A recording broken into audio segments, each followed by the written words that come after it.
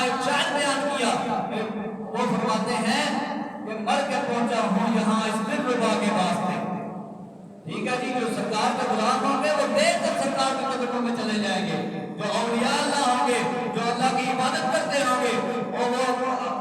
دنیا میں اپنی قبر کو جب یاد کرتے ہیں، اپنی آخرت کو جب یاد کرتے ہیں، تو وہ یہ نہیں کہیں گے جناب، ان کو یہ پریشانی نہیں ہوگی کہ قبر میں ہمارا کیا حال ہوگا، ان کو یہ بھی پریشانی نہیں ہوگی کہ آخرت میں کیا حال ہوگا۔